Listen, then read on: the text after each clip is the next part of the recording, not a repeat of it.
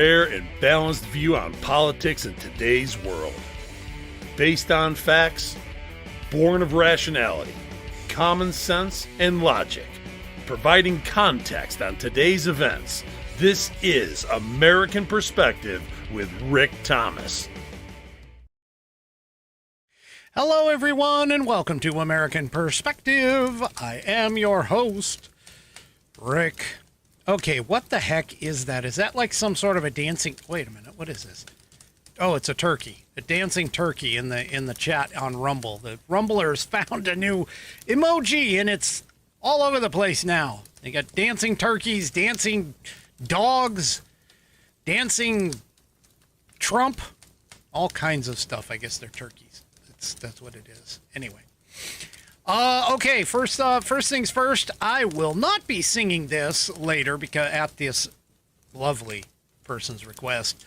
But everybody wish a happy birthday to Nana of JJS over on Rumble. She is celebrating another trip around the sun. Another trip around the sun. Also to Mark Lanham over on Facebook. Check your email and respond to me in email. There you go. All right. Oh, yes. 3 Chevy is like, yeah, he's in his usual form tonight. All right, folks, let's go ahead and get this kicked off with, and I haven't seen her yet. But Bam. Oh, nope, there she is. Bam is going to be leading us tonight in the Pledge of Allegiance. So if you are of mind, please stand. Remove your hat if you're wearing one. And if not, well, place your hand over your heart. And let's join in with Bam in the Pledge of Allegiance. I pledge allegiance to the flag of the United States of America and to the republic for which it stands, one nation, under God, indivisible, with liberty and justice for all. And I thank you, Bam, for that wonderful rendition of the Pledge of Allegiance. If you would like to hear your rendition of the Pledge of Allegiance done here on the program, all you need to do is record yourself in some fashion, whether it's video or just audio only.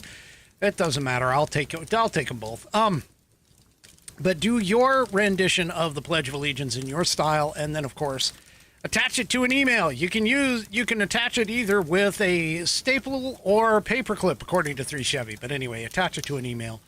And once you do, put in the to box, fans, FANS, at AmericanPerspective.online.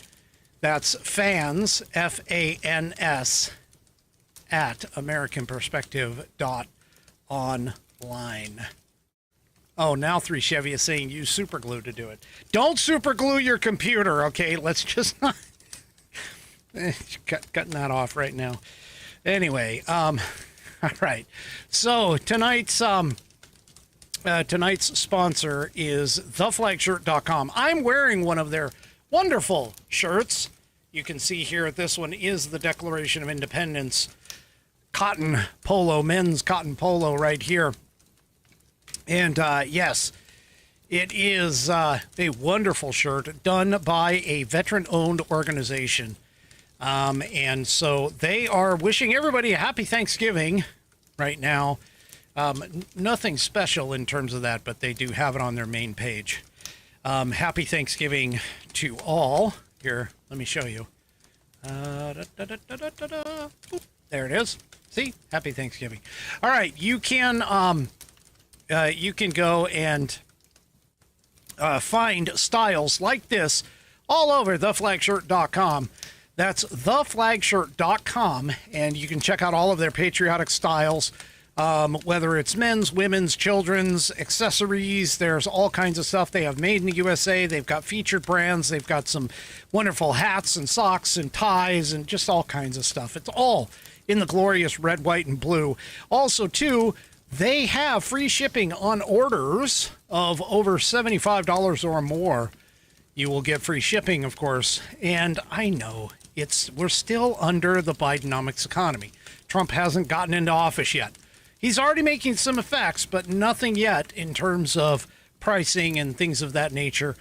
So I am going to help you out. if you head off to flagshirt.americanperspective.online, that's flagshirt.americanperspective.online, you will get a coupon code that you can copy and paste into the promo code box at checkout at theflagshirt.com, and you will get $5 off your order on American Perspective.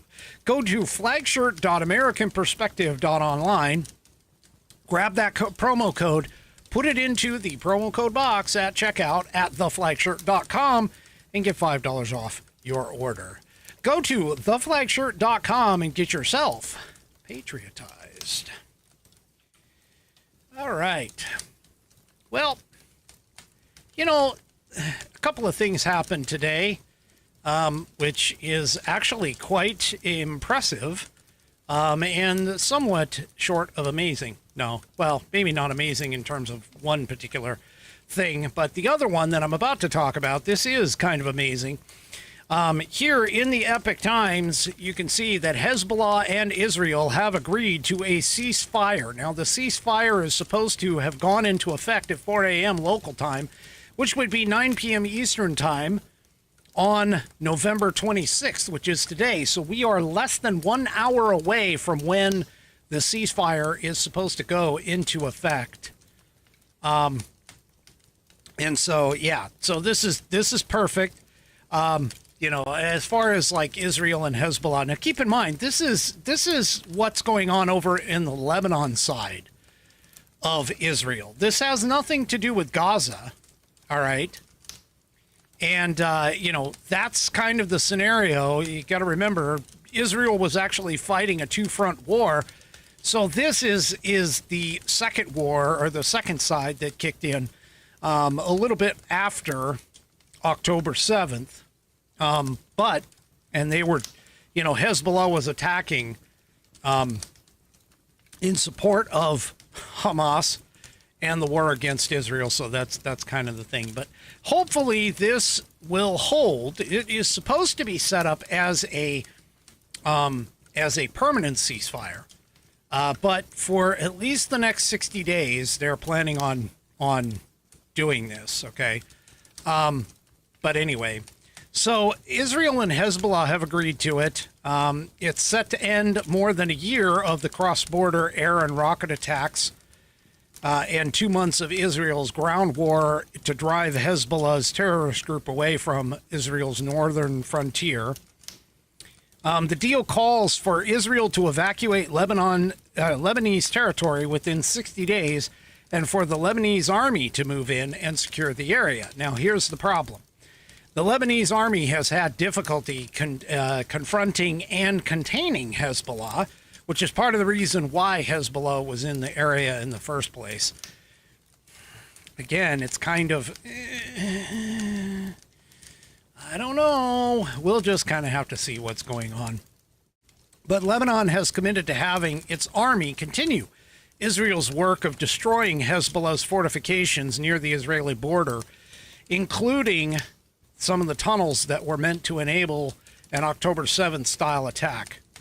Now, Joe Biden announced the deal, and he, you know, Netanyahu has agreed to it. Plus, his war cabinet approved it in a 10-to-1 vote.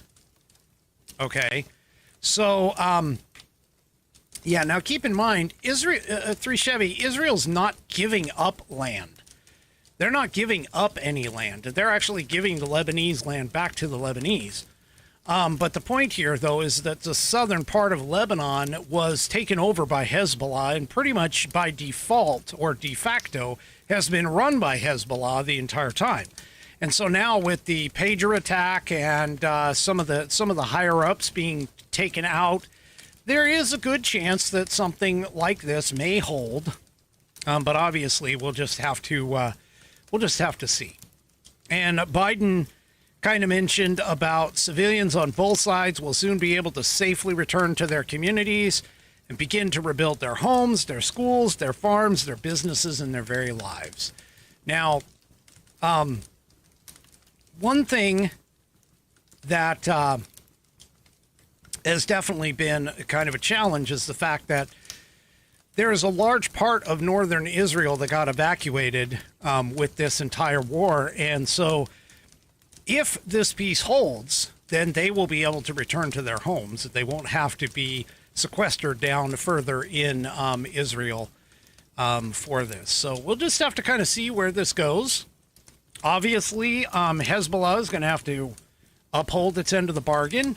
They're already talking about how Israel is weak for taking this deal and so on and so forth. So we'll just, I mean, again, everything is tentative over there until it's no longer tentative. That's the best way for us to kind of look at this. Now, Biden did pledge that there will be no U.S. troops deployed over there, but that the United States and France, among others, would provide necessary assistance to implement the deal fully and effectively. Also, too, he said that if Hezbollah or anyone else breaks the deal and poses a direct threat to Israel, then Israel retains its right to self-defense, consistent with international law, just like any other country. Well, that obviously won't please the Palestinian supporters in his party at all. But anyway, so Biden's envoy, Amos Hochstein, however it's pronounced, traveled to Lebanon and then traveled to Israel to confer with the Lebanese parliament speaker, Nabi Berri, empowered by Hezbollah to negotiate on its behalf, and then to talk to Israel Prime Minister Benjamin Netanyahu. And as I said, the Israeli cabinet approved the deal by a 10-to-1 margin. So there you go. Anyway, we'll just kind of have to see what is going to happen here in the long run, but it is kind of good news. I mean, let's face it. We don't want to see a Middle East war going on. That would be crazy. We don't want that. But, you know, there it is. That's kind of how it goes. And so, yeah, we're pretty well set as far as that goes. Like I said, it's more of just a watch and see. All right. Well, Donald Trump has already stirred up the hornet's nest of the left. He posted on Truth Social. He's like, he says, everyone is aware, or as everyone is aware, thousands of people are pushing through Mexico and Canada, bringing crime and drugs at levels never seen before. Right now, a caravan coming from Mexico, composed of thousands of people, seems to be unstoppable in its quest to come through our currently open border. On January 20th, as one of my many first executive orders, I will sign all necessary documents to charge Mexico and Canada a 25% tariff on all products coming into the United States and its ridiculous open borders. This tariff will remain in effect until such time, and so pay attention to this part, until such time as drugs, in particular fentanyl, and all illegal aliens stop this invasion of our country. Both Mexico and Canada have an absolute right and power to easily solve this long-simmering problem. We hereby demand that they use this power, and until such time that they do, it is time for them to pay a very big price. Well, that post caused the left on all the socials to just go freaking nuts. And, yeah, everybody was complaining, at least everybody on the left was like, oh my God, you're going to, look, they're destroying the economy. They're going to cause all of our, guacamole, avocados, and everything else to skyrocket in price. Yeah. Well, while that is true, should the tariffs take place, okay, and of course that what the left did not talk about or did not say okay, in this is the fact that tariffs are very rarely implemented, folks. Okay, they just they're used. Tariffs are used as a let's call it a incentive, a incentive, an encouragement, a stick with which to hit the other country when you want something else. For an example, he just said he wants Canada and Mexico to help stop the flow of all of this stuff, okay? All of this stuff from other countries flowing through Canada and Mexico and through our border, whether it's illegal aliens or drugs or both. And he's basically saying, hey, you guys need to fix this. Well, of course the left immediately glommed onto the fact that it's imposing a 25% tariff. Okay? Because they don't quite understand that tariffs, when put out there as a means by which to influence the other country, to change its policies, number one, rarely get implemented, and number two, even if they are implemented, they won't be there for very long. Because, let's face it, these countries know that if their economics are hurt by these tariffs, which is exactly what would happen. You know, the left keeps saying that the American people would pay them. Well, yeah, if you go and buy one of their products from that other country, sure. But what you don't seem to, you know, what a lot of these fearmongers don't seem to understand is that there are other sources that can be brought from other countries that are not affected by the tariff. Or, God forbid, you actually buy a made-in-America product. These tariffs are not this end-all, be-all scary thing that is going to, like, ruin our economy. Tariffs have been in place for decades. We've constantly been using them. In fact, Joe Biden himself has used them against China in particular, in favor of things like American steel, for one. Okay?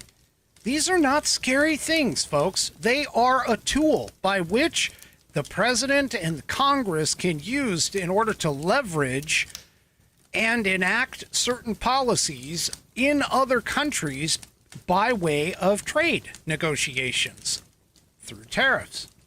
Now, all of that being said, of course, immediately, let's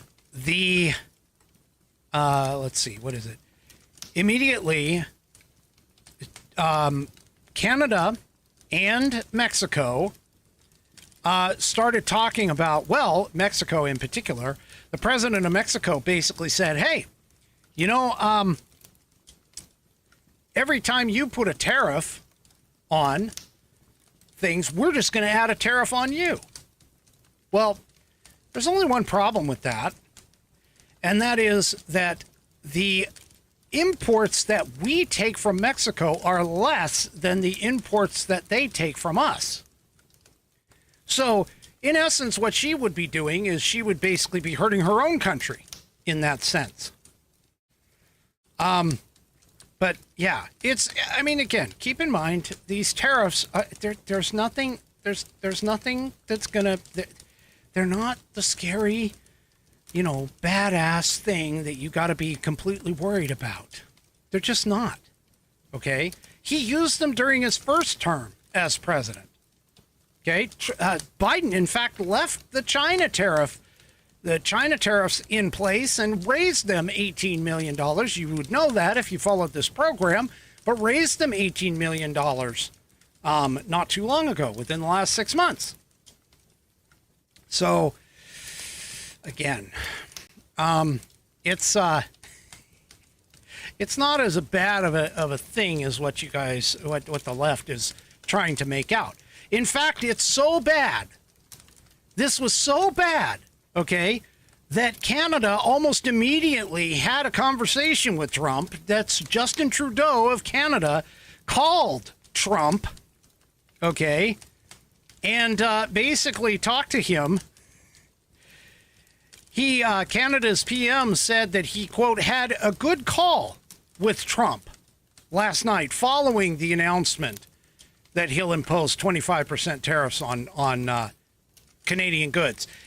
Trudeau continued with, we obviously talked about laying out the facts, talking about how intense and effective connections between our two countries flow back and forth.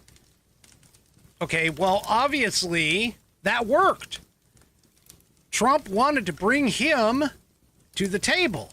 Trump wanted to bring him to the negotiating table, and that's exactly what the tariffs did. And for all of her talk, meaning the president of Mexico, the new president of Mexico, for all of her talk about it, about what was going to happen, and that, you know, she was going to increase tariffs and blah, blah, blah, blah, blah. Well, guess what? You can check it out right here in Newsweek. That migrant caravan that was supposedly coming across Mexico unhindered is now going to be stopped by the Mexican president. She addressed President-elect Donald Trump's renewed threats of steep tariffs this week, asserting that migrant caravans are no longer reaching the U.S.-Mexico border. Folks, the tariffs worked. The tariff ploy worked. It did exactly what Donald Trump was intending. He's not even in office. And let's be honest, adding additional tariffs, there's some question as to whether or not it would be legal in the first place, because it's the president, not Congress, that's actually leveraging those. Because, as you know, being the smartest audience on the interwebs, and especially those who are the smartest in the Constitution, but Congress is the one that has the right to lay taxes and tariffs in order to raise revenues. That hasn't anything to do with the president. So, while all of this may be illegal in the purest sense of the situation, okay, it leveraged, it did exactly what Trump wanted to do. He wants the caravans stopped, so there's nothing more. Because you remember, I talked about the caravans. I talked about the caravan coming up that was going to try and make a last-ditch effort to get across the border before Trump got into office. Yeah. Nope, not going to happen anymore, according to this. So, Sheinbaum said on Tuesday, while presenting a letter she plans to send to Trump in the coming days, caravans of migrants no longer reach the border. She also emphasized Mexico's effort to curb the flow of drugs, including the synthetic opioid fentanyl. Even though she does, of course, she admits the honest truth, which is that it remains a public health consumption problem and consumption problem within America's society. But, yeah, there we go. There we go. All right? So, his threat, and this isn't even 24 hours here, folks. I mean, this isn't even like one day.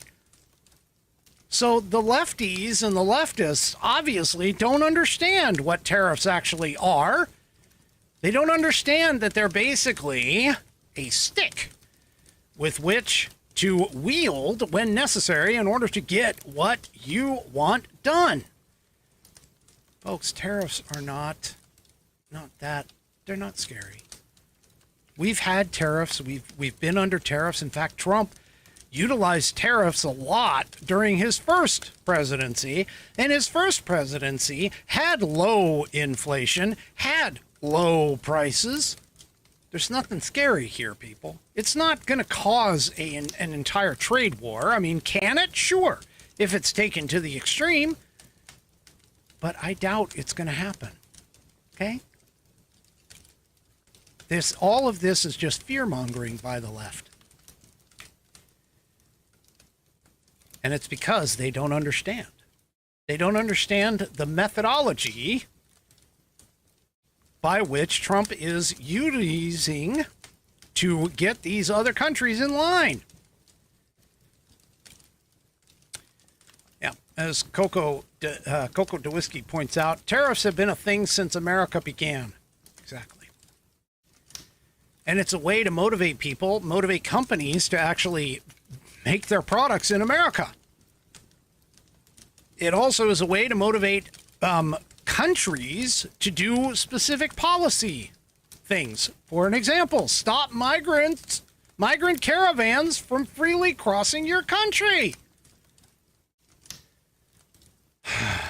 It's just, these people are just... that's why I call them morons. They're so out of it, they just don't get it. All right, well, Joe Biden is actually going to leave the office at apparently an all-time low in his approval rating. This shouldn't come as a surprise to anybody with any modicum of brains. Right here, Biden exits at all-time low. Trump is coming in with his highest approval rating.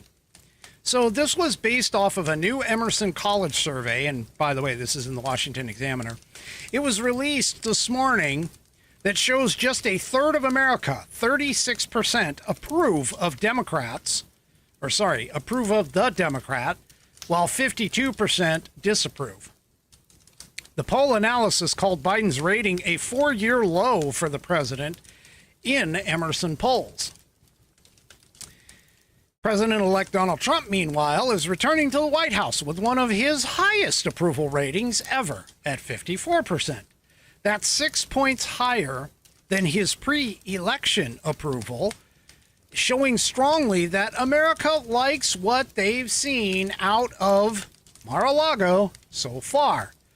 But guess what, leftists? All you leftist morons that are running around on the social media talking about, just wait until, the sky is falling, running around like Chicken Little, not understanding a damn thing about how the sky actually works.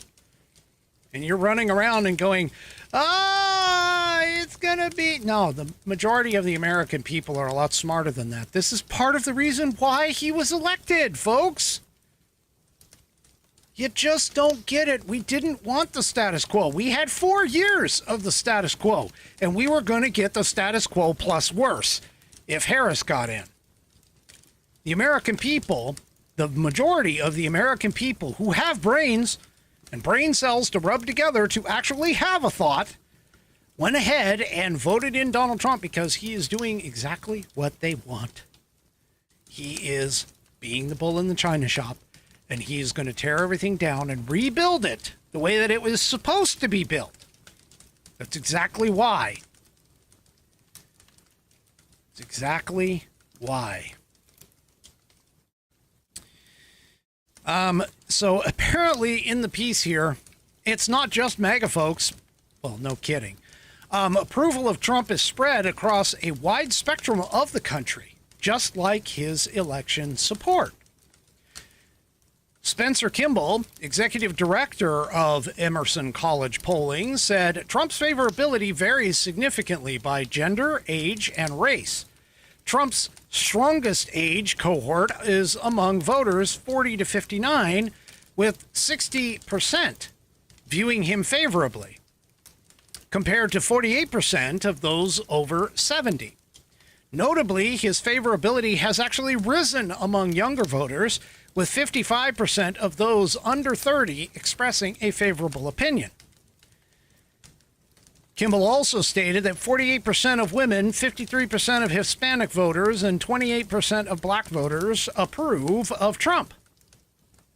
Again, the man is moving up. He's gaining voters. He's gaining support, and he hasn't even gotten into office yet. The American people like what they see. They like what they are going to get. And hopefully he will deliver. The Gallup Presidential Job Approval Center, again, back to the piece, which tracks approval ratings of every president back to Harry S. Truman. And Trump said that Trump never received an approval rating higher than 49% when he was president.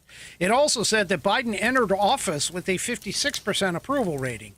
A new Gallup survey out Tuesday pegged Biden's approval at a sticky, or sickly, I should say, 37%, and said that people are dissatisfied with where the country is going under his leadership. The survey was a broad one, asking questions ranging from who voters would prefer in the 2028 presidential election to the chances families could have a civil Thanksgiving dinner, despite the nation's political split personality. Emerson found that majorities of supporters of both Trump and his election foe, Vice President Kamala Harris, felt thankful for friendships. So maybe the political divides are not going to be quite as dividing. It's possible. It's entirely possible. Now, it's kind of funny they mention this, but apparently Politico has a piece. I didn't put it in the show notes, but Politico has a piece out that I guess Harris is thinking of a 2028 run already. I don't know how she's going to do that. She's going to have to stay relevant over the next 4 years, number one.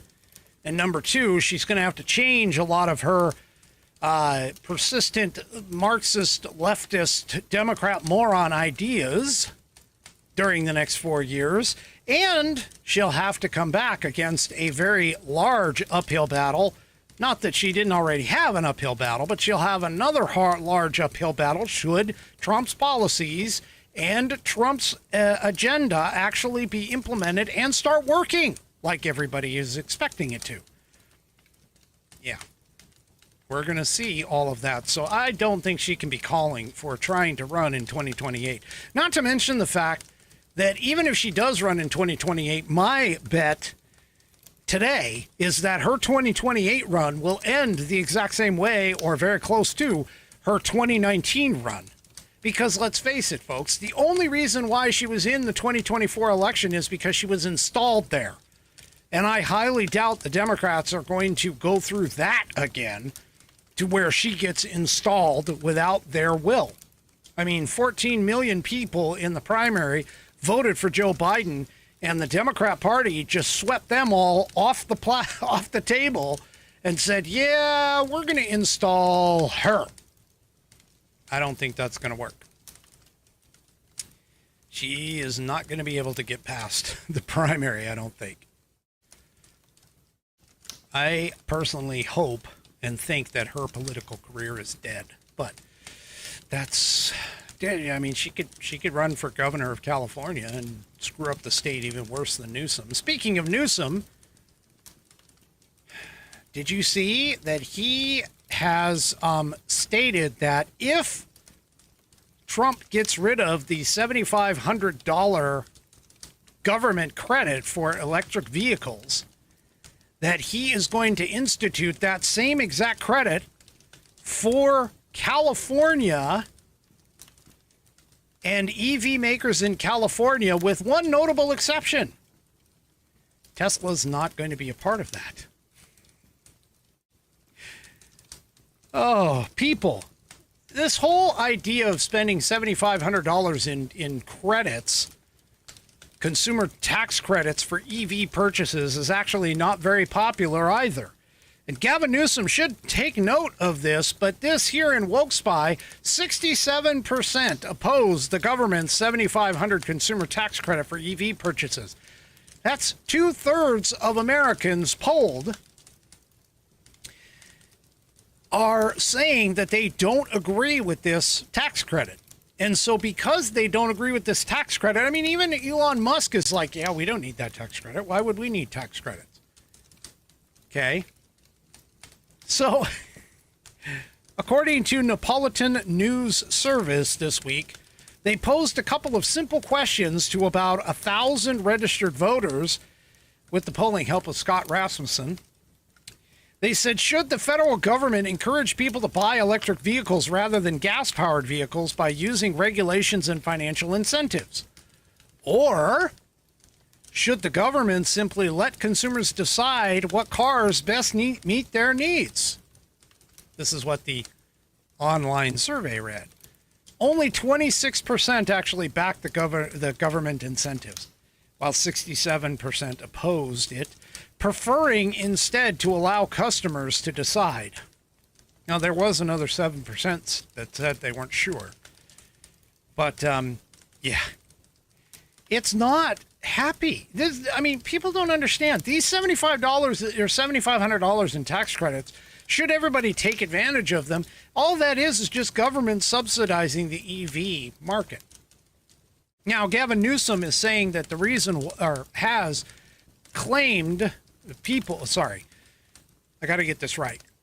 Gavin Newsom, and the claim is that Gavin Newsom is leaving Tesla out because of the fact that he wants to foster competition from younger or from smaller businesses.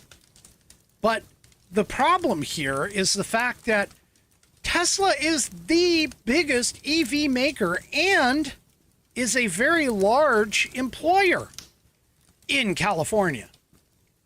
So why would Gavin Newsom leave Tesla out? Not to mention the fact that it may even be constitutionally questionable because for any number of laws. So, yeah, again, this is really going to be. Plus, let's not even mention the fact that the EV market is starting to disappear. It's starting to dry up. And what am I talking about here?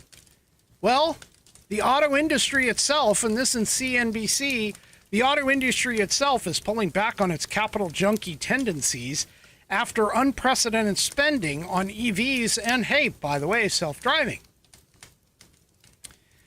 So apparently obviously it takes significant capital investitures for these companies to go and switch these things around, okay, and change their lines. It costs a lot of money to do this. And the return on investment for these companies, especially places like GM and Ford and some of these others that have actually been closing down their EV markets, they are just, it's not, again, just like with alternative power sources like solar and wind and hydro, it really isn't all that much of an advantage. And there's major disadvantages to it as well. Okay? And so the EV industry is starting to close up and disappear. That's what's happening here. Well, these people don't seem to understand that not everybody has the need or has the desire to own a $150,000 battery on wheels. Okay? And all this other stuff, they're just backing off. The demand is not there. Even after all of these $7,500 dollar incentives, it's still, the demand isn't there. It's not that these companies are, not going to be investing into the future. It's just they don't have a return on investment yet. And it's like I've been telling you about green energy sources.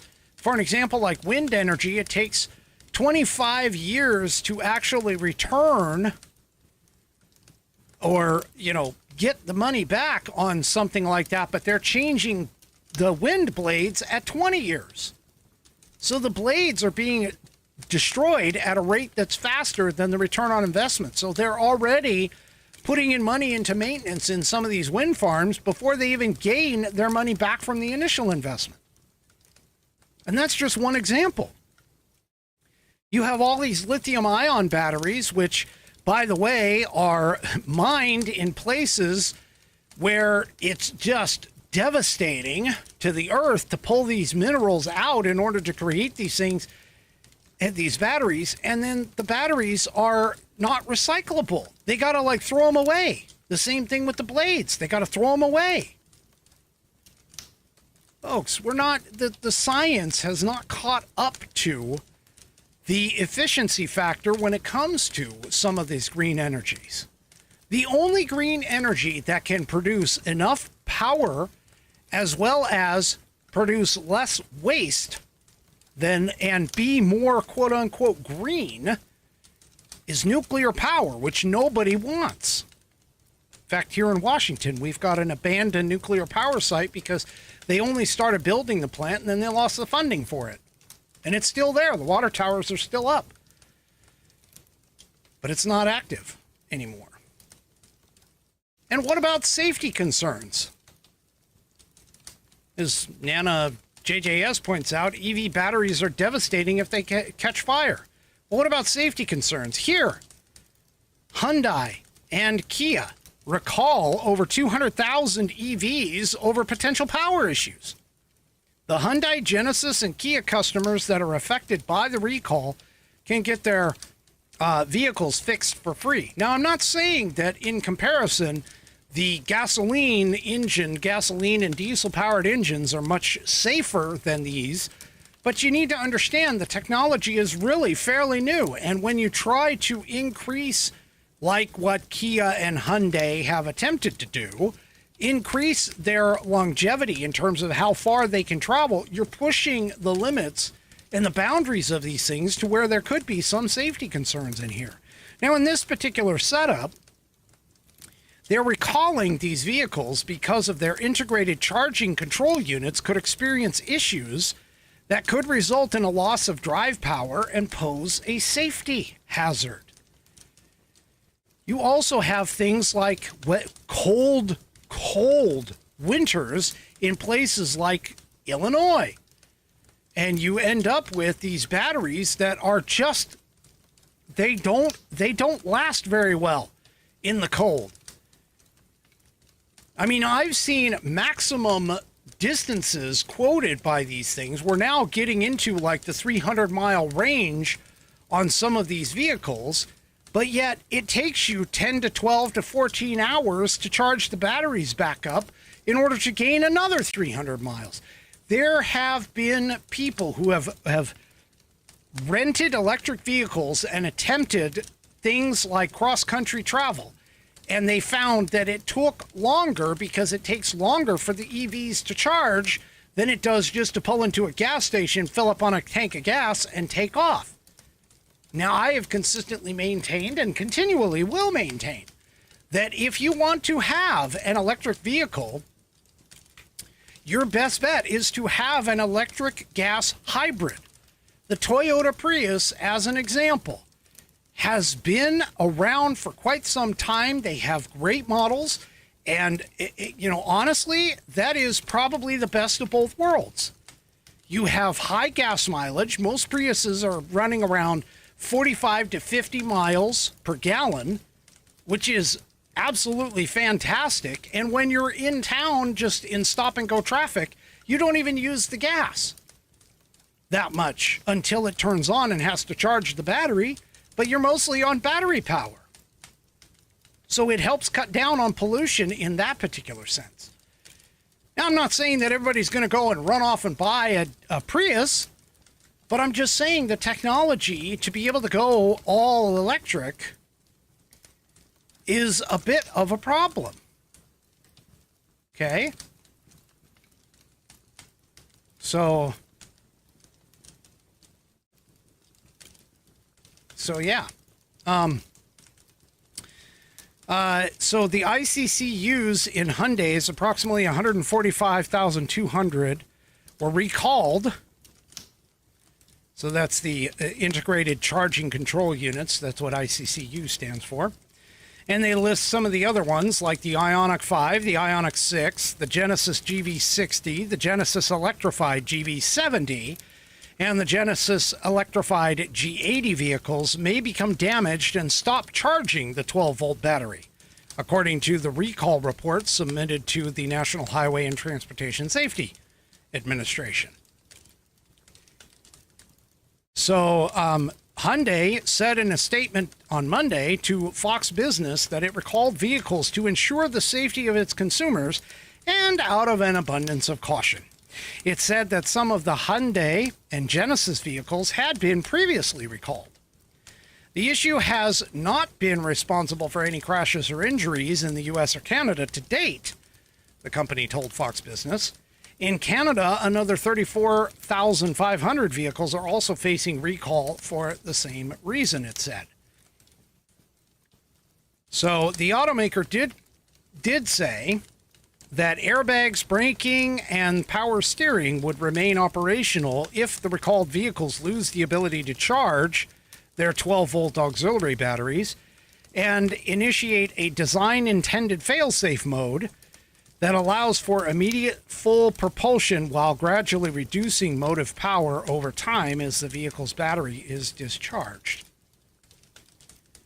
Well, you also have, I have a lot of my listeners are down in Florida, and many have pointed out in the chat tonight that, the EVs didn't really care for all the saltwater intrusion that occurred during the hurricanes with the storm surges and the subsequent flooding and, all of that, because when you mix a battery with salt water, it tends to start a fire.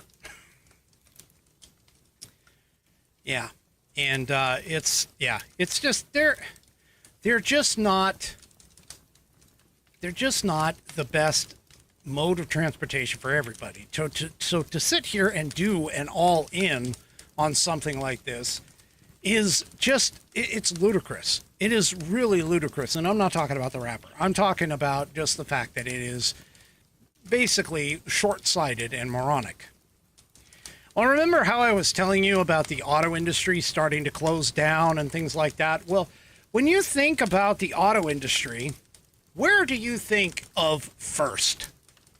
When you think auto industry, what's the first thing that comes to your mind?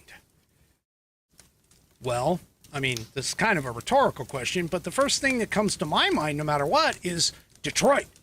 It's Michigan, okay? Well, apparently with all the closures and the back off of, 3 Chevy got it. He popped up. The first thing that popped in his mind is Detroit, so I'm not the only one. But apparently, Michigan is really feeling the effects of this all-in on EVs that didn't work out very well as having a moronic Democrat governor. Because here in the Midwesterner, Whitmer's, Michigan, employment growth has slowed to essentially nothing. Manufacturing in the state has slowed down. Unemployment rate has risen for 7 straight months. And this is not a singular occurrence, folks. This is not a singular event in America either, okay? Because of the fact that there are signs that are indicating across the board that red states have been growing since the pandemic, that they have been recovering faster and having more opportunities for employment since the pandemic as an overall effect of things like Democrat policies in Democrat states. Idaho is one of the biggest growing areas, okay, one of the biggest growing areas in the country right now. Texas is another one that is growing by leaps and bounds. And you have other states such as New York and California and Michigan that are losing, they're losing people, they're losing businesses, they're starting to, their employment rates are climbing and getting higher overall than their red state counterparts. And this really, and Florida too, Florida is a part of that as well. Florida is rising as well. They have low unemployment and everything else. So what's common across these states that are leading the way since coming out of the pandemic. What is common across them? Well, it's not that hard to stick a finger on it. It's called low taxes, low regulations. That's what companies and businesses want. They don't want to pay taxes. They don't want to be overregulated. And that's exactly what a lot of these Democrat-run states are getting into. And this evidence is being shown across the board as of right now. Now, just imagine if all of that can happen on a national level, you're going to see an explosion in the economic sectors. It's already showing up because the stock market, if you really want to, I mean, it's not the only indicator, but it is an indicator. But the stock market itself has been blowing up ever since Donald Trump was elected the President of the United States. Business people know that when you lower taxes, you lower regulations, or get rid of regulations, you're going to end up with a business-friendly environment and allow these businesses to actually grow and make more money. That's what they do. And these people, these leftist morons that are out there, they just don't understand these things. Okay? Well, apparently in the piece, income growth is slowing, unemployment is growing, both signs that Michigan's economy has been, quote, hitting a rough patch recently. It's obvious that the manufacturing industry is slowing down, according to Gabriel Ehrlich, director of the University of Michigan's research seminar in quantitative economics. He recently told Bridge, Michigan, and just more broadly as a state, things have been slowing down. So, despite the struggles, the RSQE revised upwards in its prediction for wage growth for the remainder of the year, boosting its September forecast by 2,500 to 64,000 in per capita income in its November update. I don't know where they're getting that number, but whatever. That's one of their indicators, by the way, for the state. So, yeah. Basically, they're having some problems here. And a guy by the name of Charles Ballard told the news site, he's a Michigan State University economic professor emeritus, said in most cases it's not enough to transform somebody's life. It's not going to mean you're going to be able to buy a Cadillac. So it's an incremental, it's a small movement in the right direction. But he suspects the modest growth, income growth projection will come at the expense of job growth. Michigan's unemployment, as I stated earlier, has increased for 7 straight months, fueled in part by auto industry layoffs to 4.7% in October. So again, that whole EV bet that everybody made, yeah, it's gone. It's gone. So Ballard said it's a mixed bag. Good news, income numbers have been revised upwards, so we're a little bit more affluent than we thought we were. Not so good news, employment growth has slowed to essentially nothing. That's basically it. And Michigan, unfortunately, is tied so closely to the auto industry and manufacturing in particular for the auto industry. It's kind of like Washington, or parts of Washington here are for the airline industry. And by airline industry, I mean Boeing. But other sections like construction, of course, ebb and flow with interest rates, as well as seasons. I mean, let's face it, Michigan isn't exactly the warmest state in the nation. So there are some things that are also contributing to this, but overall, it is largely attributed to the slowdown in both the auto industry and the manufacturing industry. This is a bit of a problem. All right, one more article before I go. Sorry, got to wet my whistle because my mouth was getting a little dry there.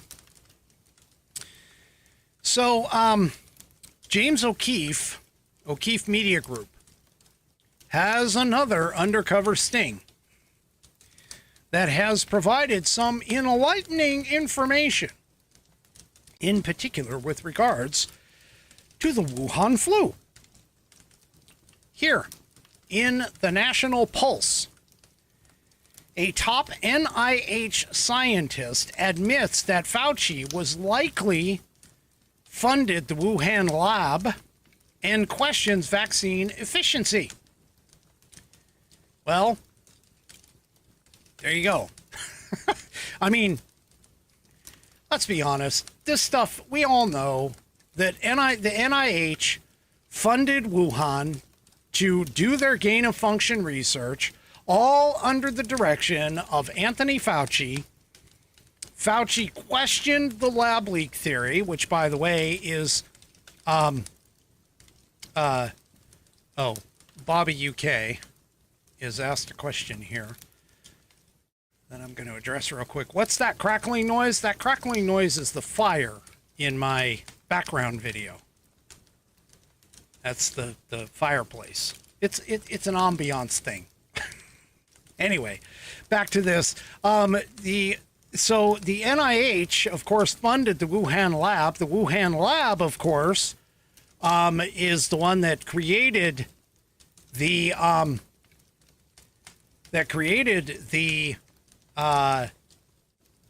Wuhan flu, and then the lab leak theory, which is the most plausible explanation as to why.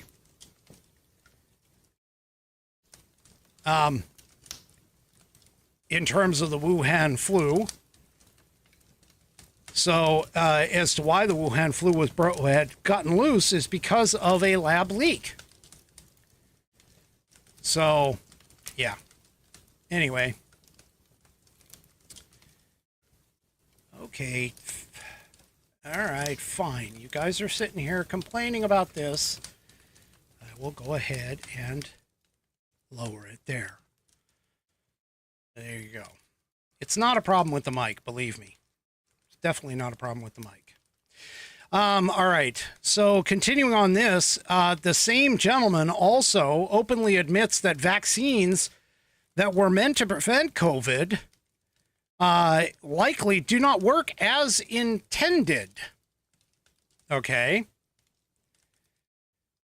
He said, quote, "I haven't gotten the latest COVID shots and I'm not going to.